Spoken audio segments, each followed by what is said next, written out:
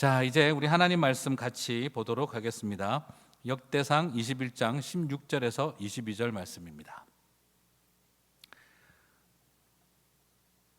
눈을 들어보매 여호와의 천사가 천지 사이에 섰고 칼을 빼어 손에 들고 예루살렘 하늘을 향하여 편지라. 다윗이 장로들과 더불어 굵은 배를 입고 얼굴을 땅에 대고 엎드려 하나님께 이르되, 명령하여 백성을 계수하게 한 자가 내가 아니니까 범죄하고 악을 행한 자는 곧 나이니이다. 이 양떼는 무엇을 행하였나이까? 청하건대 나의 하나님 여호와여, 주의 손으로 나와 내 아버지의 집을 치시고 주의 백성에게 재앙을 내리지 마옵소서 하니라. 여호와의 천사가 갓에게 명령하여 다윗에게 이르시기를, 다윗은 올라가서 여부스 사람 오르난의 타작 마당에서 여호와를 위하여 제단을 쌓으라 하신지라. 이에 갓이 여호와의 이름으로 이른 말씀대로 다윗이 올라가니라. 그때에 오르난이 밀을 타작하다가 돌이켜 천사를 보고 오르난의 4명의 아들과 함께 숨었더니 다윗이 오르난에게 나아가매 오르난이 내다보다가 다윗을 보고 타작마당에서 나와 얼굴을 땅에 대고 다윗에게 절하매 다윗이 오르난에게 이르되, 이 타작하는 곳을 내게 넘기라. 너는 상당한 값으로 내게 넘기라. 내가 여호와를 위하여 여기 한 제단을 쌓으리니 그리하면 전염병이 백성 중에서 그치리라 하니. 아멘. 자, 오늘 저는 이제 여러분과 함께 또 코비드-19이 시작되고 나서 우리가 겪고 있는 또 어려움, 새롭게 앞으로 어떻게 포스트 코로나 19의 시대를 살아갈 것인가를 바라보면서 좀 시리즈 설교를 준비하려고 합니다. 자, 코비드-19가 시작되고 19이 시작되고 마음속에 우리는 회개에 대한 도전을 피하지 않을 수가 없습니다. 생태적으로 보나 사회적으로 보나 영적으로 보나 우리에게 분명한 돌이킴과 회개가 필요하다는 생각을 하게 됩니다. 우리가 바라보는 이 환경과 생태의 문제, 그리고 우리가 바라보는 사회적인 문제, 우리 안에 가득한 영적인 문제들을 바라보면서 지금 하나님은 우리에게 돌이킴과 회개를 요구하고 계시는구나. 그리고 지금까지 우리가 당연하게 생각하고 살아왔던 삶의 양식에 대해서 지금 이 바이러스를 통해 우리와 정면 충돌을 하고 있는 거구나 하는 걸 발견하게 됩니다. 코비드가 발생하고 전개되는 과정에서 솔직히 우리의 많은 민낯이 드러났습니다. 전염병이 만들어내는 위기도 무섭지만 그로 인해 우리 개인과 공동체가 만들어내는 위기도 만만치 않게 무섭다라는 것을 발견하게 됩니다. 어쩌면 지금까지 분장과 가면으로 숨겨왔던 우리의 민낯이 드러나면서 지금 이것이 우리의 실제의 모습이었구나 하는 것을 당황하면서도 인정하기 싫은 그런 어떤 우리의 상태가 아닐까 싶습니다. 구약은 전염병과 관련되어져서 크게 2가지 태도를 보이고 있습니다. 첫 번째는 하나님 백성들의 죄로 인해서 하나님이 전염병으로 당신의 백성들을 치신다 하는 내용이 구약에 나오는 전염병의 이야기입니다. 그리고 2번째는 하나님이 이 세상의 악한 사람들로 인하여, 이 세상에 아니면 그냥 자연적인 문제로 인하여 전염병이 발생할 때 너희를 건지신다 하는 내용이 나옵니다. 참 대조적이죠. 우리 때문에 하나님이 전염병을 치신다, 전염병으로 우리를 향해서 공격하신다가 나오고 하나님이 전염병으로부터 우리를 보호하신다 하는 이 2가지 태도가 나옵니다. 지금은 어떤 시대일까요?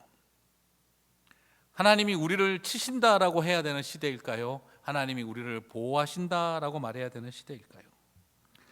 둘째는 악인을 치시기 위해서 전염병을 보내어 주셨던 것이고 그래서 우리를 건지시는 거지만, 첫째는 우리가 악인이기에 전염병을 주신다 하는 도전이 있습니다. 전 지구적인 상황을 보면서 지금 분명히 우리는 하나님이 첫 번째의 모습도 우리 안에 있는 것을 보게 됩니다. 어쩌면 지금 이 상황은 총체적일런지도 모르겠습니다. 이 세상에 죄악이 가득하여 하나님이 치시기도 하고 하나님의 백성들조차 하나님 보시기에 죄악의 길로 걸어가고 있어서 우리를 향해 치고 계신 것이 아닐까라는 생각도 하게 되어집니다. 그래서 분명히 우리를 향해 돌이킴의 역사, 겸비하여 기도하는 회개의 역사를 분명히 원하고 있다는 것이지요. 전염병이 돌고 나면 우리는 누가 범인인가를 찾고 싶어 합니다. 그래서 네가 회개해라 라고 자꾸 말하려고 합니다. 그러나 오늘 우리는 이 시간 다시 한번 바라보며 상대를 향해 가리켰던 회개를 촉구하는 모습이 아니라 우리 자신을 향해 우리부터 회개할 때라고 하는 그 자리에 설 필요가 있다는 생각을 합니다. 그래서 우리는 오늘 이 말씀을 통해서 어제를 돌아보고 오늘을 다시 한번 규정하며 그리고 내일로 어떻게 나아가야 할지를 고민해 봤으면 좋겠습니다. 그래서 저는 오늘 여러분과 함께 전염병을 경험했던 다윗 왕의 이야기를 통해 오늘 우리에게 주시는 메시지를 발견했으면 좋겠습니다. 다윗 시대에 전염병이 창궐했습니다. 14절을 보니까 죽은 사람이 하루 만에 7만 명이 죽었다라고 합니다. 단 하루 만에 7만 명이 죽었습니다. 그 당시 이스라엘 인구를 약 500만으로 본다 하더라도 하루아침에 거의 국민의 1몇 %가 하루아침에 7만 명이 죽는 일은 이것은 굉장히 충격적인 사건입니다. 자, 이 일이 일어나게 된 원인이 누구 때문인가에 대해서 오늘 역대상은 분명하게 다윗 왕 때문이라고 밝히고 있습니다. 다윗은 두 번에 걸친 큰 잘못을 저질렀습니다. 첫째는 자기 업적을 자랑하기 위해서 백성들의 인구 조사를 실시했다는 것이죠. 그리고 두 번째는 이에 대해서 하나님이 세 가지 재앙 중에 어떤 옵션을 선택할 것인가 할 때 결국 전염병이 돌 것을 선택하는 방향으로 그가 방향을 선택했기 때문에, 물론 이건 해석에 대한 차이가 존재하지만 그러나 결국 본인 자신이 고통당하는 것보다 오히려 다른 방향을 선택한 것은 분명합니다. 지도자의 잘못과 오판이 얼마나 무서운 결과를 만들어내었는지를 다윗 왕을 통해 발견하게 됩니다. 그는 먼저 백성을 인격과 삶으로 이해하지 않고 자신이 사용할 수 있는 숫자로 인식했습니다. 나를 방어하고 도와주고 내 정권을 안정시켜줄 넘버로, 숫자로 생각했습니다. 그래서 그는 백성을 인격과 삶으로 보지 않고 자기가 사용할 수 있는 군대의 숫자로만 인식을 했습니다. 백성을 위해 생명을 던져야 할 왕이 그 죗값을 치르는 자리에서 백성의 생명을 죽음에 던졌습니다. 자신의 생명을 던지는 자리가 아니라 백성의 생명을 포기하면서까지 그 죗값, 자신의 죗값을 백성에게 전가시키려고 하는 실수를 범했습니다. 자, 이것을 보고 있으면요, 이 세상에 전염병이 돌 만한 죄를 만들어내는 것은 무지막지한 악인들 때문이 아니라 하나님이 가장 기뻐하고 선하게 여기시고 사랑하셨던 다윗 왕도 하루에 7만 명을 죽게 하는 전염병의 원인이 될 수 있다는 것을 우리들에게 보여주고 있습니다. 이 세상에 하나님이 치실 엄청난, 하루에 7만 명이나 죽는 이 엄청난 전염병, 성경 역사에서 가장 치명적인 전염병의 역사가 일어난 이유는 악한 왕도 아니고 가장 다윗 왕 같은 왕만 있었어도 좋겠다는 그 다윗 왕 때문에 하루에 7만 명이 죽는 역사가 일어났다는 것이죠. 우리는 이 점에서 매우 겸손하고 매우 하나님 앞에 정말 두렵고 떨림으로 섬김의 자리에 서야 합니다. 어쩌면 정치 지도자든 종교 지도자든 오늘날 많은 사람들이 다윗의 죄를 답습하고 있는 것은 아닐까 하는 질문을 던지게 됩니다. 자신의 그 죄로 인하여 백성들이 신음하며 살게 만드는 이 다윗 시대의 전염병이 어쩌면 오늘날 우리 시대에도 비슷하다라고 말할 수 있지 않을까 싶습니다. 전염병을 통해 다윗의 밑바닥이 드러났듯이 지금 코로나로 인하여 어쩌면 우리들의 신앙과 교회의 모습도 밑바닥이 드러나고 있는지도 모릅니다. 지금 우리에게 필요한 것은 이 범인이 누구냐라는 것을 밖에서 찾는 것이 아니라 다윗이, 그런 다윗도 7만 명을 하루에 죽게 만드는 전염병의 원인이 된 것처럼 우리 자신이 하나님 앞에 엎드려야 할 때가 아닐까라는 생각을 하게 됩니다. 이번에 코로나 바이러스가요, 유럽으로 번져가던 초기에 이태리와 스페인을 휩쓸고 지나갈 때 초기의 사람들은 이 바이러스를 이퀄라이저라고 불렀습니다. 모든 계층의 사람들을 동등하게 만드는 그런 어떤 이퀄라이저와 같다라는 거죠. 이 바이러스 앞에서는 돈도 필요 없고 계급도 신분도 인종도 다 필요 없더라 하는 이야기인 거죠. 실제로 코로나 19으로 인해서 죽은 목숨을 잃은 사람 중에 유명인들도 많았습니다. 거대 갑부도 있었고 영화배우도 있었고 그리고 한 나라의 공주도 있었고 세계 최고의 국가의 수상도 돌아가시지는 않았지만 심각한 가운데 들어가기도 했습니다. 그들이 가진 거대한 파워를 생각하면 이 바이러스는 이퀄라이저와 같다는 생각을 하게 됩니다. 하지만 또 한 걸음 더 다시 속을 들여다보면요, 정말 이것이 이퀄라이저일까라는 질문도 생기기도 합니다. 불행하게도 인류가 그동안 우리가 만들었던 이 부정의한 사회 구조가 코로나 19을 통해서 얼마나 가난한 사람들과 힘없는 사람들에게는 무자비한 희생을 강요하고 있는지를 발견할 수도 있기 때문입니다. 실제로 미국의 경우만 해도 코비드 19으로 인해서 사망한 사람들 가운데 우리가 소위 흑인이라고 말하는 아프리칸 아메리칸들이 사망자 가운데 42%에 가까이 되고 있습니다. 루이지애나와 미시시피 같은 곳에서는 사망자의 68%가 아프리칸 아메리칸들입니다. 시카고에 확진된 사람 중에서는 아프리칸 아메리칸은 실제로 인구 비율상은 28%지만 사망자는 43%에 달하고 있습니다. 사람들은 말합니다. 왜 이렇게 많은 이 아프리칸 아메리칸들이 이렇게 많이 사망을 하게 되었나? 그들의 직업과 생활 환경이 바이러스에 노출될 위험성이 크다는 것이 첫 번째고, 두 번째는 그들 중에 기저질환자가 많이 있다는 것이고, 세 번째는 감염되었을 때 의료기관의 도움을 충분히 받을 수 없기 때문이다라고도 밝히고 있습니다. 이 세 가지 이유를 딱 하나로 모으면 뭐냐? 사회학자들은 가난이다라고 이야기를 합니다. 이런 상황에 대해서 워싱턴의 김영복 목사님은 이렇게 말합니다. 이런 상황을 생각해 보면 나의 안전에 감사하기가 너무나 송구스럽습니다. 하나님에게는 나의 생명이나 볼티모어 슬럼과 흑인 소년의 생명이나 유카탄 반도의 한 여인의 생명이나 모두 같은 무게를 가질 것이기 때문입니다. 아니, 그분에게는 나의 생명보다 그들의 생명이 더 중요할지도 모릅니다. 그것이 주님께서 보여주신 하나님의 마음입니다. 나는 그런 주님의 마음을 아는 사람으로서 나의 안전에 감사만 할 수 없습니다. 대신에 우리의 탐욕이 만들어 놓은 이 세상의 부조리에 마음을 찢으며 회개해야 합니다.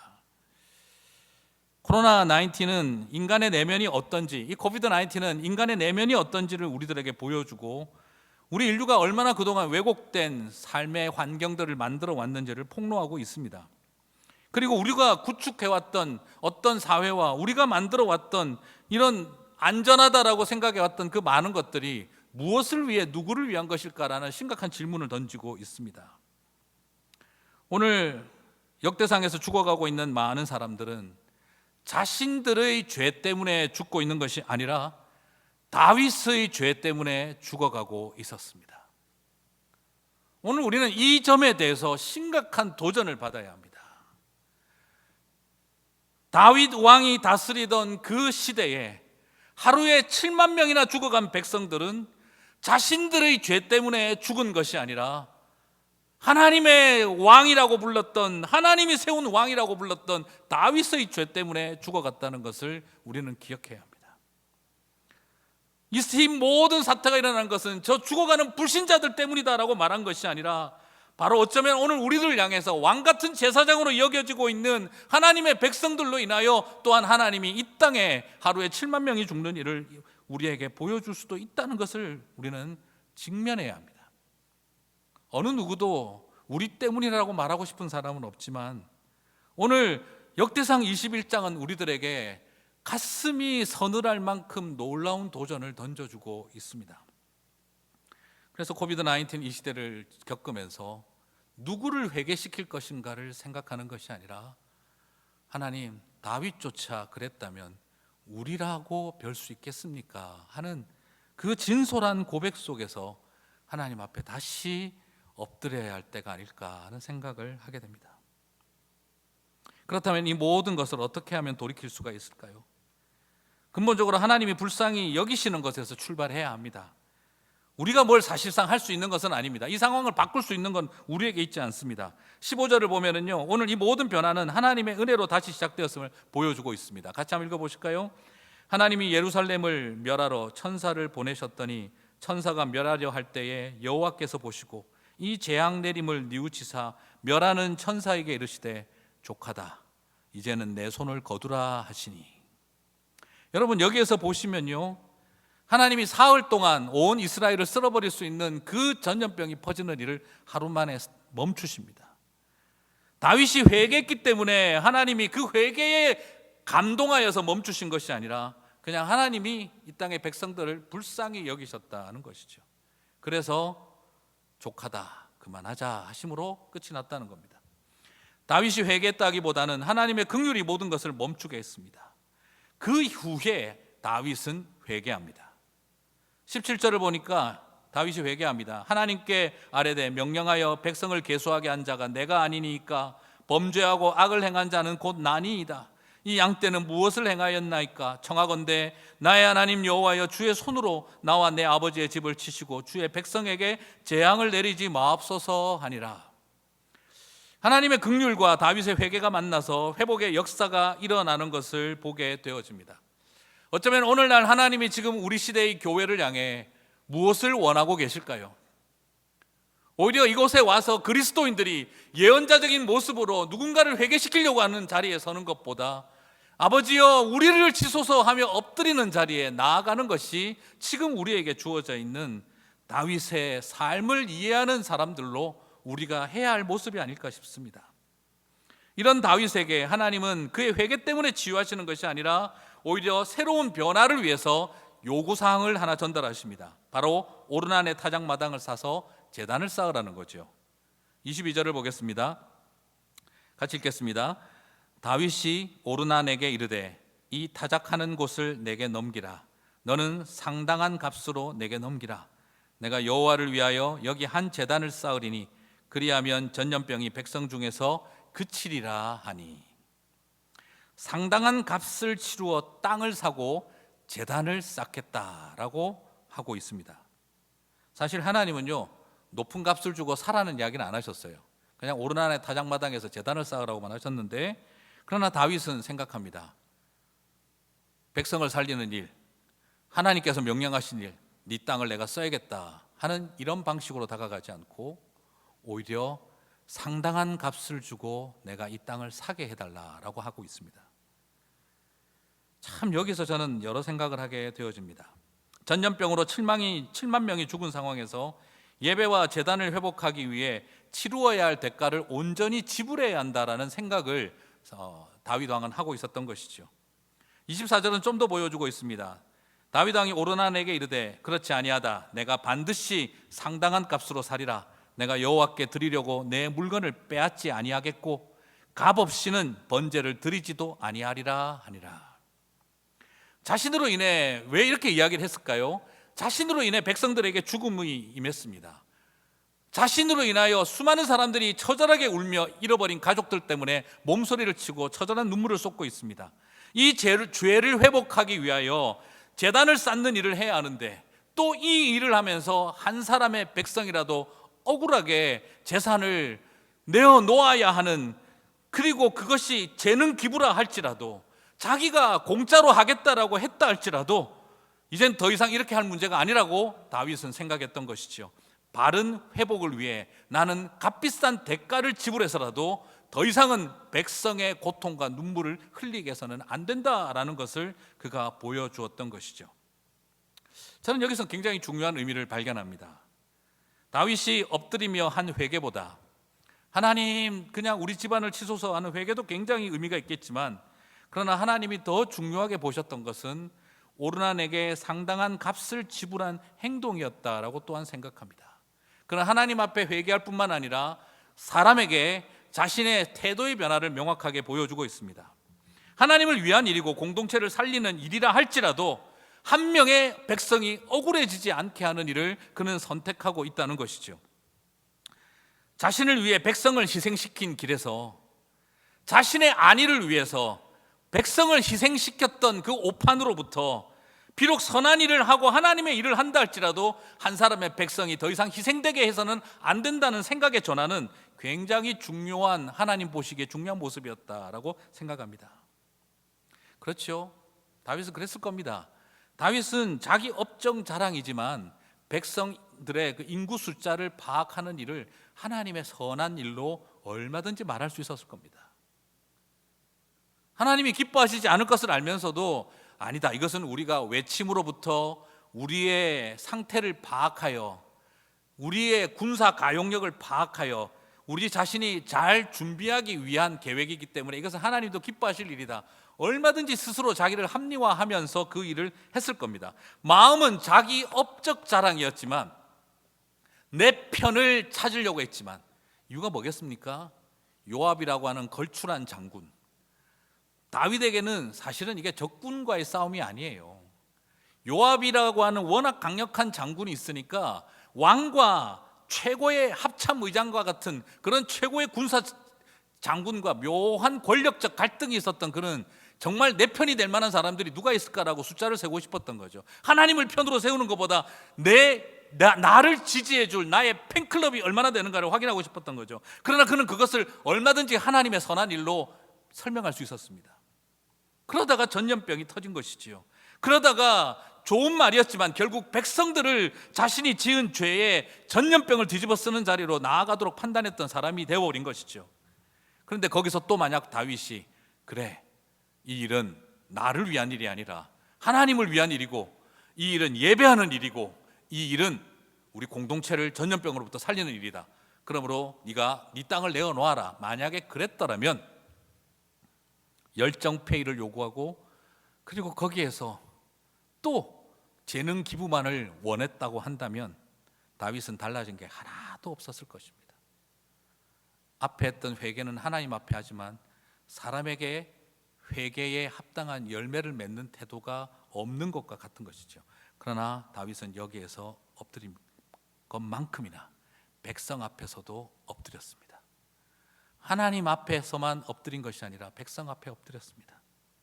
한 사람의 백성도 억울하게 되게 하지 말자.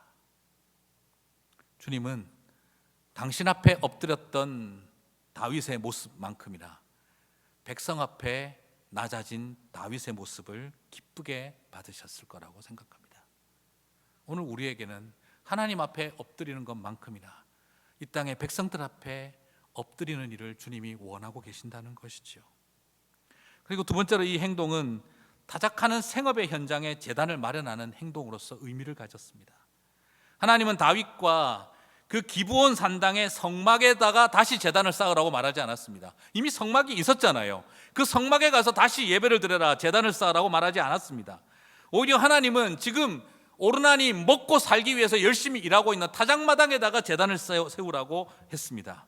백성들이 전염병에도 불구하고 먹고 살기 위해서 전염병이 넘치는 가운데에도 타작하며 아들들 데리고 나와서 일하는 그곳에서 다시 제단을 쌓으라고 한 것이지요. 삶의 자리와 뚝 떨어진 구별된 성막이라고 하는 그곳에 가서 제단을 쌓으라고 하신 것이 아니라 전염병이 창궐하고 있는 그곳에서도 아들들 데리고 나와서 먹고 살기 위하여 일하고 있는 타작마당에 거기에다가 제단을 쌓으라고 이야기를 한 것이지요. 일상의 영역에서 다시 예배를 회복하고 백성들이 살기 위해서 몸부림치고 있는 그곳에 가서 다시 믿음의 제단을 쌓아라. 너 하나 때문에 7만 명이 죽어가고 있는 그 백성들의 삶의 현장에 들어가서 다시 성막만큼이나 소중한 예배를 회복해라. 주님은 그것을 도전하고 있었던 것입니다. 하나님은 다윗에게 더 이상 백성들 위해 군림하는 자들로 자신을 위해 백성을 희생시키는 사람이 아니라, 왕이 아니라 백성들의 눈물과 땀과 비린내가 있는 그곳에 들어가서 그들의 삶의 현장에서 다시 제단을 쌓고 예배를 드리라고 요청을 하셨던 것이죠. 분리된 예배가 아니라 그들의 삶 속에서 예배가 일어나게 하셨던 것이죠. 이것이 새로운 전환점을 만들어내게 되었던 것입니다. 우리 시대에 바로 이 제단이 다시 세워져야 합니다. 전염병이 창궐한 시대에 상당한 대가를 지불하며 백성들의 삶 앞에, 하나님 앞에만 엎드리는 것이 아니라 백성들 앞에 정당한 대가를 줄 수 있는, 그리고 세상 속에서, 삶터 속에서 다시 그분들의 삶의 자리에서 믿음의 제단을 드리는 일을 시작해야 합니다. 전염병이 넘치는 이때 우리가 맺어야 할 회개에 합당한 열매인, 그것이 바로 오르난 타작마당에서의 제단의 회복입니다. 한 사람의 백성을 돌아보는 일, 그리고 그 사람의 삶터에 제단을 세우는 일, 백성과 따로 노는 제단을 세우는 것이 아니라 처절한 백성들의 삶의 자리에서 다시 제단을 세우라는 것, 이것이 모든 것의 터닝 포인트를 만들어내는 출발이었습니다. 저는 이것을 바라보면서 이 코비드 19 시대를 살아가고 있는 우리 교회를 향해 주님 주시는 메시지를 발견합니다. 교회가 더 돈을 움켜쥐려고 하지 말고, 교회가 더 돈을 움켜쥐려고 하지 말고 삶터에 회개의 제단을 쌓는 일에 더 대가를 지불하고, 그래서 나눔 펀드는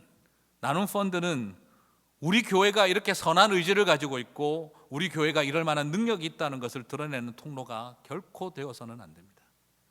나눔 펀드는 우리가 하나님 앞에 회개에 합당한 열매를 맺는 이야기에 출발이 되어야 합니다. 나눔 펀드를 하면서 주신 마음입니다. 상당한 대가를 지불하여 오르난의 타작마당이 너희가 엎드리는 회개의 제단이 되게 하라. 그러므로 우리를 드러낼 이유도 없고 우리가 어떤 도네이션을 했는지 그것을 어떤 형태로도 어떤 매거진이나 이런 데 우리가 나갈 이유가 없고 그저 우리는 하나님 앞에 주신 그 회개에 합당한 열매를 맺으며 나아가야 한다는 것이죠. 그래서 교회는 이제 기부원 산당이 아니라 오르난의 타작마당으로 가야 한다는 것입니다. 교회는 이제 더 이상 만들어진 그 기부원 산당에 가서 제단을 예배를 회복하는 것이 아니라 오르난의 타작마당에 가서 우리는 그곳에서 제단을 회복해야 한다는 것입니다. 그래서 우리 교회가 삼터와 분리된 제단을 만드는 곳이 아니라 더욱 삼터에 세워진 제단의 길을 걸어갈 수 있게 되기를 바랍니다. 전염병은 우리를 삼터에 세워진 제단의 길로 인도하고 계신다고 저는 믿습니다. 이번 기회에 이 어려움의 과정을 통해 더 우리가 하나님의 백성들의 삶 속으로 들어가는 교회가 성도들이 되게 하여 주옵소서. 그것이 우리의 소망이 되었으면 좋겠습니다. 그러면 그 결과는 어떻게 됩니까? 26절에 봅니다.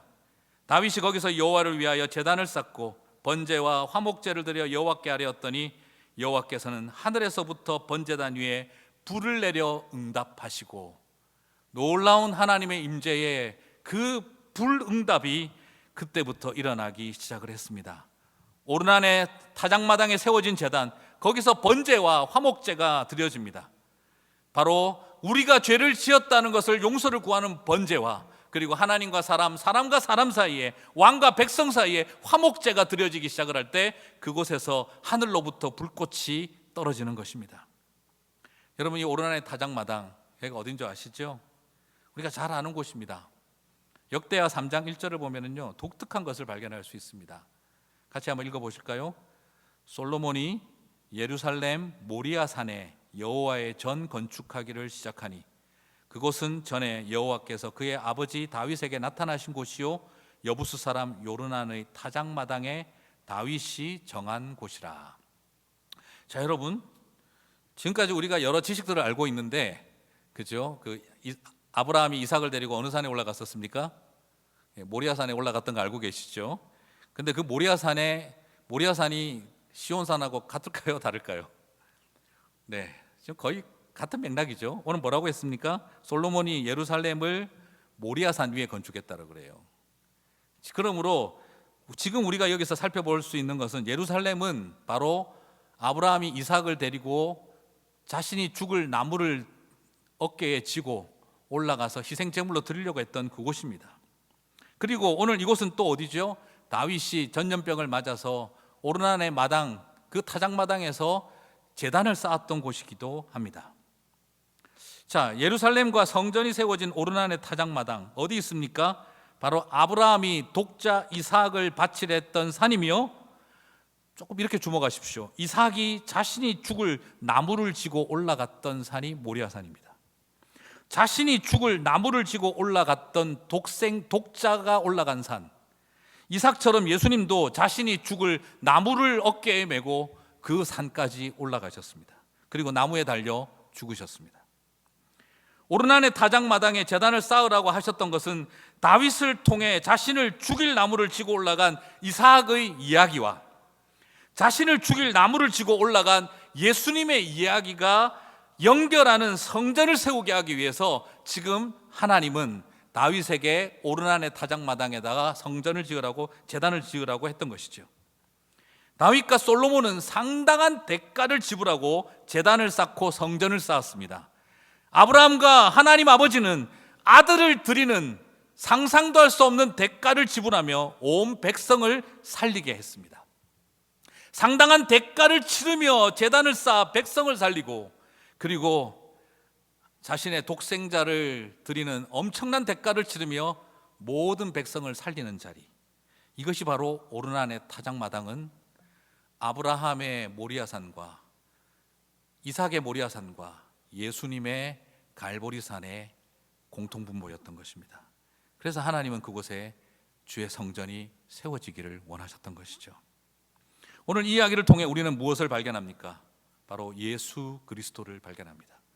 오르난의 타작마당에 제단을 쌓는 일은 기브온 산당 같은 종교적인 것이 아니라, 이제는 하나님이 율법적인 것들이 아니라 예수 그리스도 앞으로 사람들이 돌아오게 만드는, 바로 당신의 아들을 드리고 독자가 어깨에 나무를 지고 올라가는 산, 그 산 앞에 하나님의 전이 세워지게 하고 있었던 것이지요.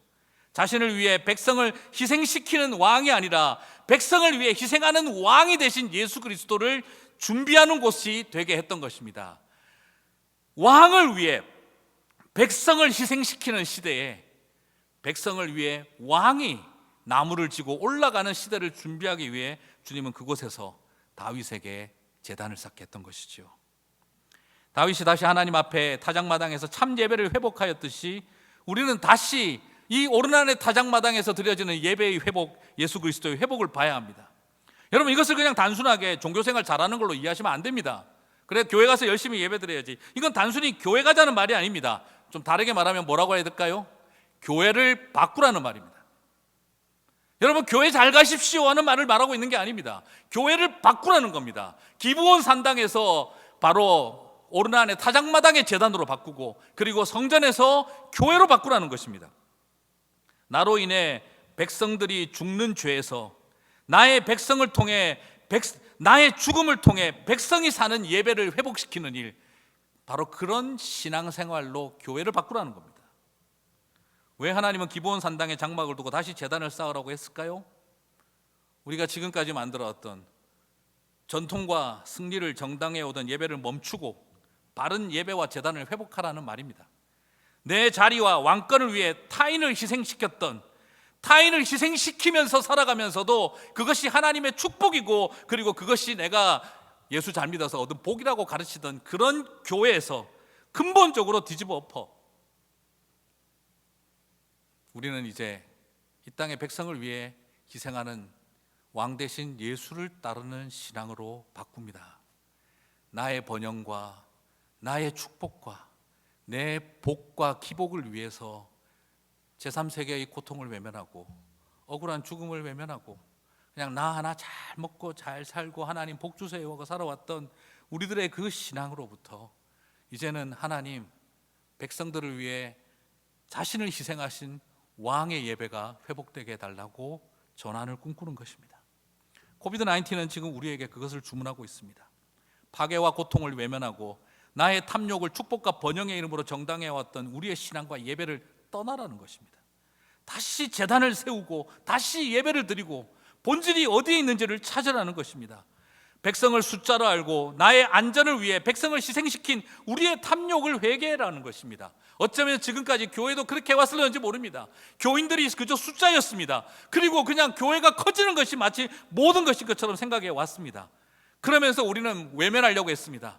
그리고 우리는 끊임없이 이 세상 제3세계가 어떻게 돌아가든 생태계가 어떻게 파괴되든 그저 우리의 행복과 평안만을 위한 그런 산당을 원하고 그런 예배만을 원해왔습니다. 그러나 이제는 피할 수 없는 그 자리 앞에 모든 것을 서고 난 다음 지금 주님은 우리들에게 교회를 바꾸라, 예배를 바꾸라, 그리고 너희는 너희를 위해 모든 것을 희생시키는 신앙을 가질 것이냐, 백성들을 위해 자신을 희생시키는 예수 그리스도에 향한 예배로 회복할 거냐, 그 도전을 우리들에게 던지는 것입니다. 사랑하는 성도 여러분, 굉장히 코비드-19는 우리에게 강한 주제를 던졌습니다. 말씀을 맺으면서 저는 이렇게 부탁드리고 싶습니다. 하나님, 교회를 위해, 우리 기독교를 위해 희생시키려고 하는 많은 싸움이 아니라 이 세상을 위해 희생하는 교회가 되게 도와주십시오. 오늘날 우리는 이 모든 전염병의 원인이 다 악한 세상 때문이라고만 말하고 싶습니다. 솔직히 저도 그렇습니다. 그래서 우리가 하고 싶은 기도는 하나님, 이 세상의 죄악으로 인하여 당하는 전염병으로부터 우리를 보호하소서만 하고 싶습니다.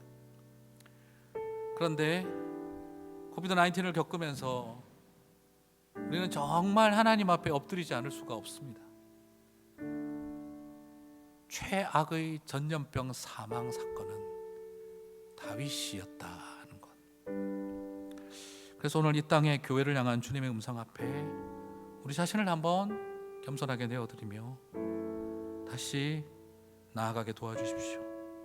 온 백성을 살리기 위해 하나님의 아들이 십자가의 길을 가신 것처럼 우리가 그 마음을 가슴에 품고 다시 회복의 예배가 일어나고 다시 교회가 회복되고 우리의 믿음의 여정이 다시 회복되게 도와주십시오. 무거운 주제지만 오늘 우리가 하나님 앞에 진솔하게 엎드리며 나아가시는 저와 여러분이 되시기를 바랍니다. 그래서 코비드-19이 우리를 본질로 돌아가게 했다 하는 진솔한 고백으로 나중에 감사할 수 있게 되기를 주님의 이름으로 축복합니다. 우리 같이 한번 다 함께 기도했으면 좋겠습니다.